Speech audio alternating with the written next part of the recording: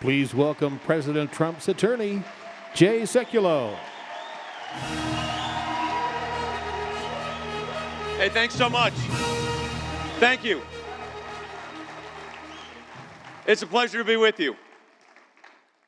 It's a pleasure not to be in Washington for a couple of days.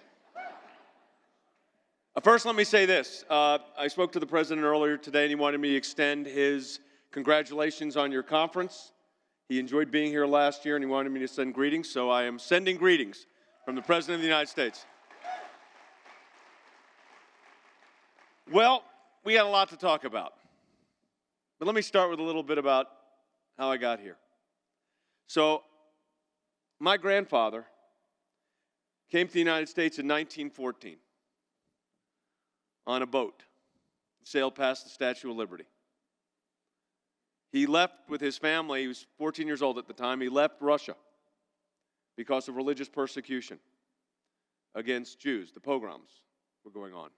And his family left, and they came through Ellis Island.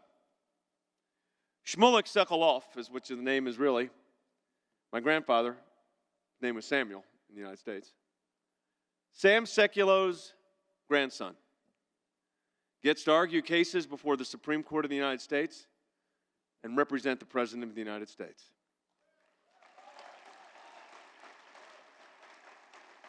I think about my family often. One thing that everybody leaves out of the introduction: first job out of law school, Office of Chief Counsel, Internal Revenue Service. I was a lawyer for the Department of the Treasury. Ironic that one of the biggest political scandals of the last decade involved my old agency. What is even more ironic is that, a couple years back, we had the 35th anniversary, I'm practicing law a long time, of our incoming class to the Office of Chief Counsel, Internal Revenue Service, and I was asked to come back and participate in the event. Got a call from my former boss, the regional counsel for the IRS, one of the 5 senior lawyers for the entire Internal Revenue Service. Jack Morton, a great guy, asked me to come back, and I said, well, Jack, I'd be honored to, but you may have heard I filed this lawsuit against us. Oh, he goes, I've heard. But he said something to me that, I remembered, and it's kind of stuck with me during the ups and downs of any case, especially this one, and that was, he said, do you remember ever having a political conversation when you were with our office 35 years ago on a case? Truth was, I never did. It wasn't about politics, it was about law. Now, I want to talk about that IRS case for a moment because it's very relevant to what you're here for. We're talking about freedom and liberty. So they had the IRS targeting conservative groups because they didn't like the position they were advocating. That's not the way it's supposed to work in the United States of America. The government's job is not to tell us what to do or what to believe. But in this particular case, they had this dragnet. It was a BOLO list. Be on the lookout for groups that use the name Liberty or Patriot. Founding fathers would have needed Seklow as their lawyer. But can you imagine that in the United States of America? And then you remember the famous Lois Lerner line? She gets up before a tax conference. They were found out. We caught them. And they apologize. And by the way, try the apology next time you get audited when you don't have a receipt and see if that works out well for you. So she went and offered this apology. We're sorry about that. When I said on TV, apology not accepted. Because we should not accept and allow an unelected bureaucratic agency that is ultimately, you look at what's going on now, it's as if we have a 4th branch of government. The president's seeing it every day. You're seeing it every day. The leaks that come out of Washington, D.C. Unfathomable. Not just the leaks, but what is leaked. But then the IRS case, as it matured, and this is what I wanted to share with you for a few moments. I'm going to talk about some other cases too. You had the IRS, the Department of Justice, and the Federal Election Commission in cahoots. And they were denying it publicly. I had the emails. Remember when Lois Lerner said it was some rogue agents in Cincinnati? But I had the letters from IRS officials in Phoenix, in Los Angeles, in Washington, D.C. with Lois Lerner's name on it. Did they not think I had those? Now, let me tell you what happened here. We went to the district court first. We fought hard. District court judge denied our claim. Took it to the Court of Appeals. Won unanimously. Reversed the IRS. Beat the Internal Revenue Service. Those are one of those. Yeah, no, that's worth clapping over. Beat the IRS. And we just got last week the last group in our list of groups that were active. The last group, the Albuquerque Tea Party, got their tax exemption 8 years after they applied. 8 years. Trips to the D.C. Court of Appeals, U.S. Court of Appeals for the District of Columbia, the court right under the Supreme Court of the United States. So Shmulik Sekulow's grandson got to represent the clients against his old agency. That's what America is. That's what liberty and freedom is. You know, my very first case at the Supreme Court, and by the way, they start the cases the same way they have since the court first sat. They say, oyez, oyez, oyez, the Honorable, the Chief Justice and the Associate Justice of the Supreme Court. Court's now in session. God save the United States and this honorable court. And then they say the case number, the case name, and in that case, my very first case, 86-104, Board of Airport Commissioners versus Jews for Jesus. Probably not the case my grandfather thought I'd be arguing. But there I was. First case. They said I was, one of the legal periodicals said I was rude, aggressive, and obnoxious. Yeah. One of the other newspapers this last week did a piece, and they quoted that. I mean, you got to have a good memory to go back that far, but 1987, and they said, you know, you were called rude, aggressive, and obnoxious. I said, yeah, you know, the decision in that case was 9-0 in our favor. That worked out pretty well. You know, but it wasn't that I was, my mother said, my mother, by the way, I got to say this about my mother. She's been with the Lord for 20 years now, but my mother was central casting. If you needed a Jewish woman out of Brooklyn, New York, central casting, hired my mother. Natalie Sekulow. 5'0", in heels. Right out of New York. Wore a Statue of Liberty pin, the size of the Statue of Liberty, that Supreme Court case. I'll never forget looking behind me, and there was my mother with that pin. And, you know, there I was arguing the case, and they start it the same way. They say, Mr. Sekulow will now hear from you. And I always think about that. Mr. Sekulow will now hear from you, the Supreme Court of the United States. Shmulik's grandson. I used to say that was the favorite thing I was called when they'd say that. Mr. Sekulow will now hear from you. I now have to say it's Paw. I've got 4 grandkids. So I'm Paw, which is much better than the Supreme Court saying Mr. Sekulow will now hear from you. But I want to give you hope. Because, I mean, I know if you're watching the news, I mean, it looks like Bedlam in Washington, D.C. It's not. Okay, I've been litigating and handling cases since 1980. It is 2017. I saw in the paper the other day in one of the articles, Sekulow, 61. It says 61. At 61, you know what you're doing. They say it's your prime in your career. And I think that everything that I've been trained for all of these years, all of the cases I've handled, and I've handled, let me tell you, I've handled really complex matters. Not just Supreme Court cases, those are complex. Congressional investigations with the IRS case. One of the periodicals said he has no experience in congressional investigations. Oh, really? What was the biggest congressional investigation in the last decade was the IRS situation, right? That was the biggest one. I'm pretty familiar with it. I was the lead lawyer. But I will say this. I want you to have hope because at the end of this, we win. Now, it does not mean that we're going to not have days where it's difficult. There are difficult days. I mean, look what we're facing on the world scene. ISIS. I did a paper at Oxford University in their program on religion and the Middle East conflict, which basically sums up the entire program. And I decided you had to do a paper, as you do at Oxford. You do these presentations, and then you argue your position. It's kind of the Oxford method. And I picked ISIS. This was right before any of the public beheadings or any of that was happening. But I knew they were bad. I knew they were operating a lot more like Hamas than Al-Qaeda. Al-Qaeda hid in caves. Hamas is a military. ISIS was much more like a military, and they were running governments or sections of territory that they were controlling as a government. And this is an intergenerational conflict.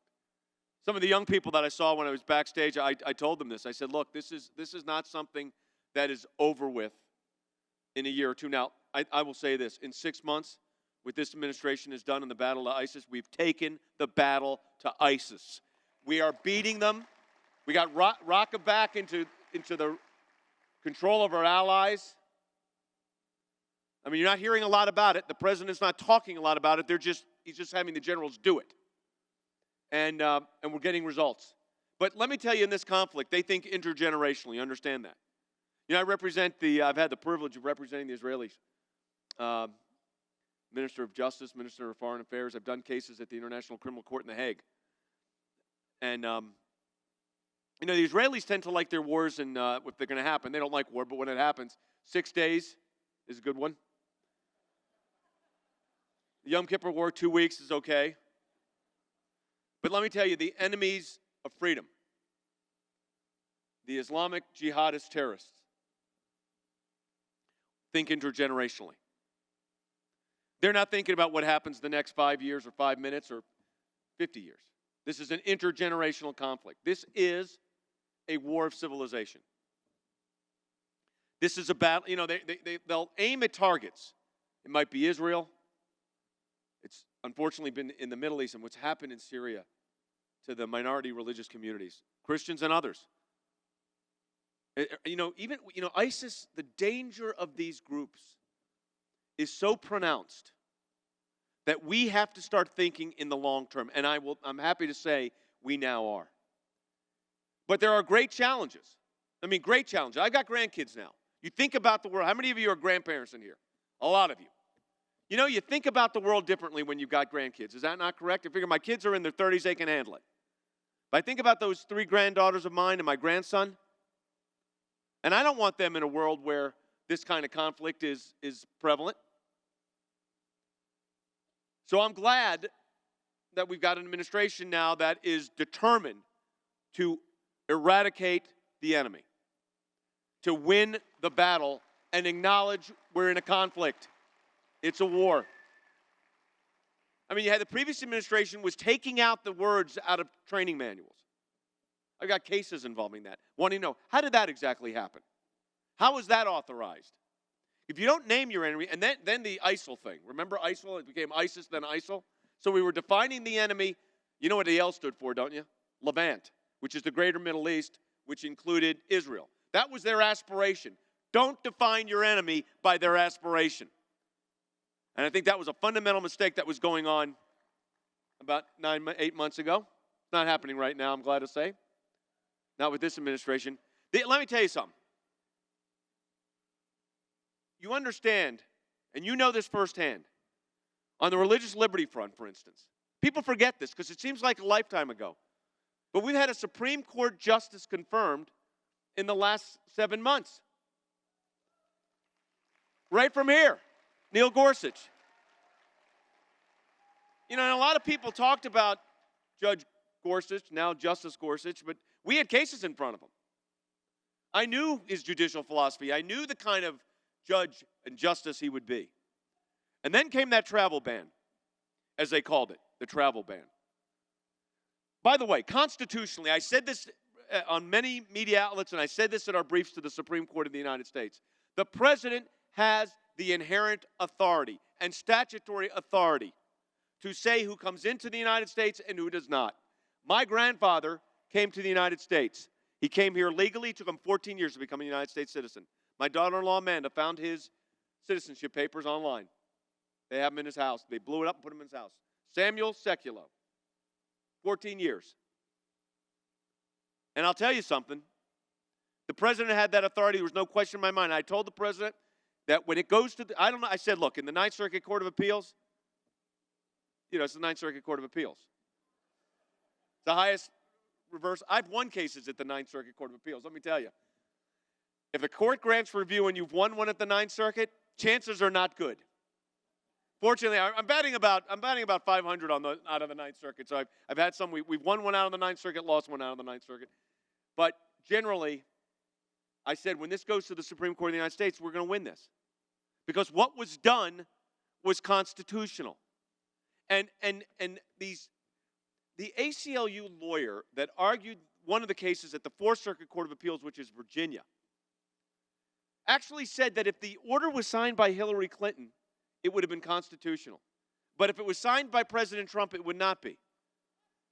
Now, I mean, but he argued that. That was the argument. And the Fourth Circuit thought that was okay. Fortunately, the Supreme Court, by the way, 9 justices of the Supreme Court said they got it wrong. And in talking with the president, I said it was a 99.9% victory. They had one modification they made on grandparents. But whether it was a bona fide person, but there was a standard that you had to prove that you really had a bona fide relationship. But I think when it goes to the Supreme Court on the merits, I'm not going to be shocked if we go to 99 from 99.9 to 100. I mean, I think that's very, very possible here. We're going to win it, no doubt.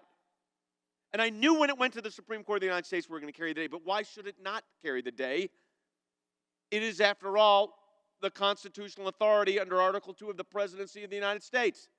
And it doesn't change because one party didn't get in and the other did. That's not the way it works. That's not what our founders envisioned. That's not the way it works in a constitutional republic. And Benjamin Franklin famously said, when asked what kind of government we had, he said to a woman that was in Philadelphia, he said, "It is a republic, madam, if you can keep it." And for over 200 years, we've been able to keep it. Hasn't been perfect, by the way. We've had issues as a country. No country, though, on earth would I rather live in than the United States of America.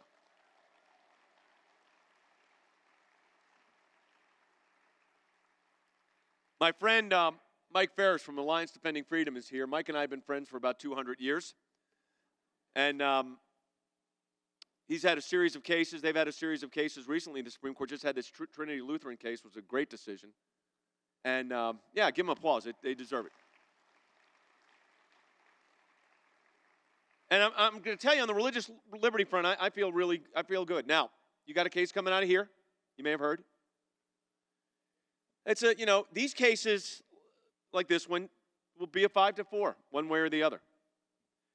So, the joke used to be, I had this actually happen in a Supreme Court case. Not a joke. I made it a joke. But I had a case. It was on campaign finance. It was McCain-Feingold. And we challenged Title III, a portion of Title III of McCain-Feingold. By the way, the only provision that was struck as unconstitutional. So some of the press said, I don't think he knows anything about election law. Really? I argued a case of the Supreme Court of the United States and won that. We won that one 9-0. And I did have this unique experience. I got a question. It was when Justice Scalia was on the bench, of course, and what a champion we lost there. But I will say, it was a tremendous, tremendous figure in American law. And he is a justice that we will be talking about for our lifetime, but for lifetimes to come, generations to come. He was that kind of justice. And I've got, like I said, great confidence in Neil Gorsuch's ability. But I had this case, and Justice Stevens, and they argue through you a lot. And Justice Scalia and Justice Stevens were obviously having an argument, and I was the lawyer who happened to be up. And I raised a 14th Amendment issue, which Justice Scalia never liked, but Justice Stevens always liked. And Justice Scalia said, "Why are you arguing that? You should be arguing such and such, First Amendment." I said, well, I briefed them both. And then Justice Stevens piped in and said, well, whose vote do you need here? I said, Justice Stevens, I really need yours. And they all laughed. And we won 9-0 at the Supreme Court, and it was a great victory. But by the way, every case is not a win. You understand? I mean, I'm glad we won. But every case is not a win. I don't, but sometimes you can lose and still win. Let me unpack that. You can lose and still win because sometimes you're taking the case because the principles at stake go beyond that particular case. And you want to preserve the principle, even if that particular case goes in a different direction. I've had that happen. We've all had it happen. I mean, it's just the nature of the practice of law. But let me tell you right now, you're seeing a lot on the news. You're reading a lot. You all are educated and informed. You know how to weed through this. Someone asked me the other day, well, how is it doing these kind of cases? That's an honor to represent the President of the United States. I mean, I'm going to tell you something. Somebody said, it's a once-in-a-lifetime opportunity. I said, no. It's a zero-in-a-lifetime opportunity. Okay? But I'm going to tell you something. This is an attack on the presidency. To understand what's going on in Washington right now is an attack on the presidency. And if we know that, which we do, you handle the matters that involve it that way. So you got to cut through what you're reading and seeing, and it's, the media have the right. Listen, I defend the First Amendment aggressively. I believe in freedom of speech. I believe in freedom of the press. I believe in the right to petition your government for redress of grievances. I think the founders were geniuses in the way they put that together. But you got to fight for freedom. And you got to understand the nature of what it is. I mean, when I get a case, the first thing I say is, hey, how do we define victory here? What is a win? So a win would be changing Obamacare so that we can actually have a health care system that works and not give Planned Parenthood $500 million of our taxpayer money. That would be a win. I would consider that a win. It would also be putting a healthcare system in place so doctors can actually do their job in their practice and take care of their patients. Remember all those people were saying, they were making fun of the death panels. They were making fun of the government control. Well, how's that working out? You're not so great. Healthcare markets where there's no competition left because nobody wants to issue insurance. Doctors that are saying we're not taking that. So we need a revolution in our healthcare system. We just got to start that in the United States Senate. And, they say watching law being made is like watching sausage. It is not a pretty sight. But the reality is it's part of the process we have to engage in. I don't have the luxury of getting emotional about these cases. You got to handle them. And it was mentioned in the beginning, we're representing one of the board members of the Center for Medical Progress in those videos. You realize those videos changed the entire debate. The entire debate on life, those videos helped change. And I saw my friend Dr. James Dobson got an award tonight. What a champ. Let's give him a round of applause. What a champion he's been. My goodness, for over 4 decades. But look, we've got to realize the nature of the battle. It's real. It's a fight. I'm going to ask you this question. Are you willing to fight it out? Are you willing to hold our elected representatives accountable and say, do something in Washington, D.C., don't just talk? Yes. One of my favorite parables in the Bible is Luke chapter 18. It's the parable of the unjust judge. I've had a few of those. Woman wants justice so badly that she goes to the judge's house and knocks on the door. Now, I got to tell you something. I don't go knocking on judges' doors. But this woman did. She's knocking on that door. Remember that? Didn't fear God, didn't fear man. She kept knocking. Didn't fear God, didn't fear man. She kept knocking. Didn't fear God, didn't fear man. That judge had enough, and he said, this woman's driving me crazy. I'm opening the door. I added that part to Luke 18. The judge opens the door, and the woman gets justice for her family. What did Jesus say? How much more will our Father do if we continue to petition him. So let us remember our hope of hopes. Let us remember that we are not the ones in control of the universe. That this moment in time, this date, this time we're in, this phase we're in, this culture we're in, this governmental system we're in, these battles we're in, these are not accidents. But we have to be like that woman. And we have to continue to petition for justice, for liberty, and for freedom. The very reason my grandfather came to this country 103 years ago. For liberty, for freedom, for the pursuit of happiness. The very vision that our founders laid before us. Our job today is to defend and preserve. As I leave you tonight, let me say this. Don't give up. Keep hope. Fight hard. Engage. Don't look back. Look forward. We win. We must win. We have no option. Thank you very much for having me tonight. It's been a pleasure being with you. Thank you so much. Your band coming up? Oh, you're very kind. Thank you. Now, you're very kind. Thank you. But don't leave, because you're going to see something not a lot of people see live in person. You got this great band, right? You probably did not know that I'm a drummer. No, it's true. And what's your drummer's name? Joel is being very kind to let me sit in for him, but we're going to play Georgia on My Mind? Hey, my wife is from Georgia. So it's a real home song for me. So I'm going to sit in with your band. And, yeah, the president's lawyer is going to sit in and play drums with your band. So you're going to want to hear this, even though we haven't rehearsed. Thank you so much for having me. I really appreciate it.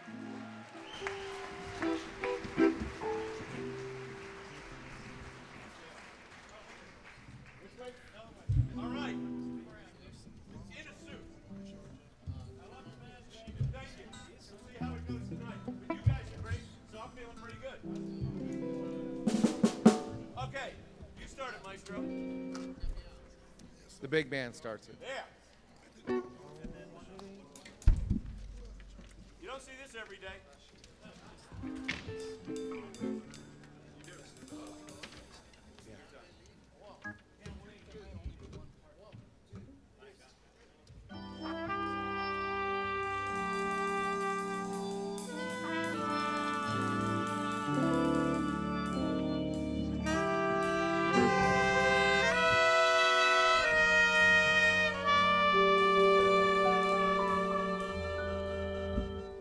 Georgia,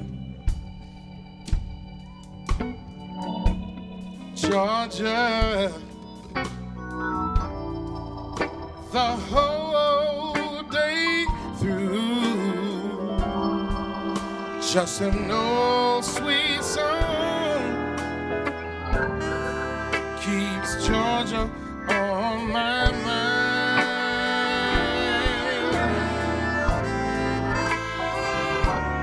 Talking about children, Georgia, you know this song is for you. Come as sweet and clear as moonlight through the pines.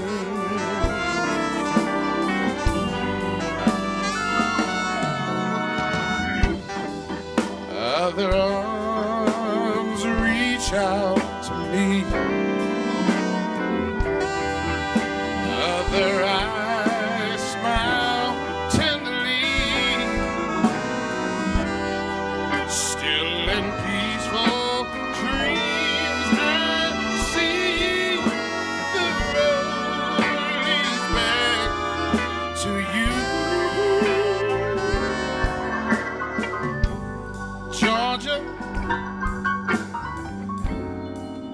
Georgia. No peace I find, just an old sweet song keeps Georgia on my mind.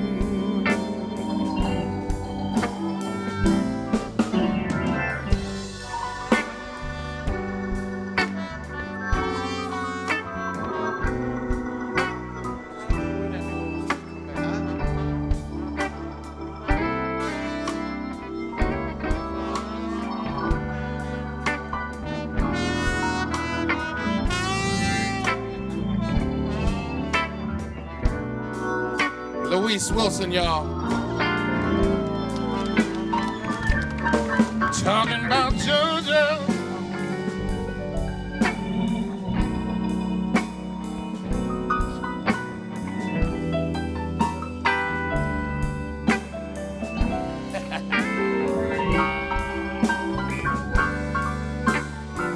That's Jay Sekulow, y'all. Give it up for Jay. Woo!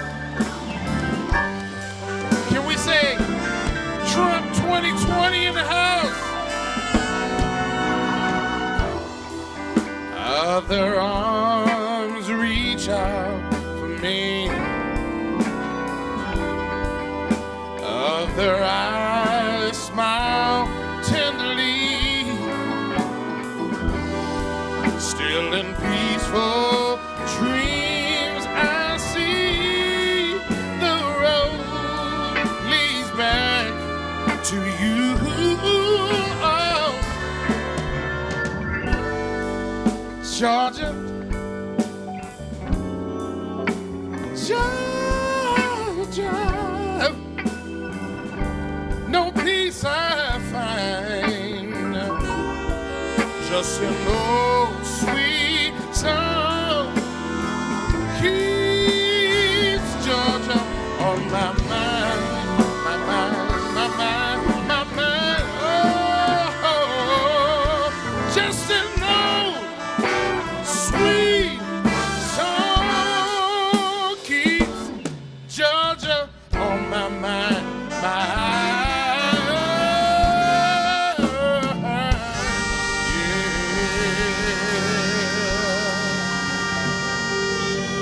Boom! Thank you, Jay. Oh, yeah.